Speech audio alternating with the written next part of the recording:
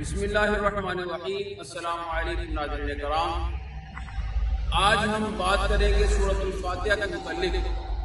یہ سورہ مکی سورت ہے، یعنی مکہ اور اس کے آس پاس نازل ہوئی، اور اس کی فضیلت یہ ہے کہ یہ ہر نماز کے ساتھ پڑھی جاتی ہے۔ کوئی بھی نماز سورہ فاتحہ کے بغیر مکمل نہیں۔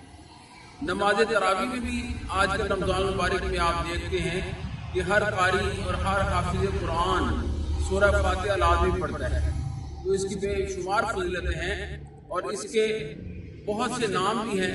ان میں معروف نام سورہ شفا بھی ہے، ام القرآن بھی ہے، سبع من المثانی یعنی 7 بار دہرائی جانے والی آیات بھی ہیں۔ آیات ملاحظہ فرمائیں۔ بسم اللہ الرحمن الرحیم، الحمد للہ رب العالمین، الرحمن الرحیم، مالک یوم الدین، ایاک نعبد و ایاک نستعین، اہدنا الصراط المستقیم، صراط الذین انعمت علیہم غیر المغضوب علیہم ولا الضالین۔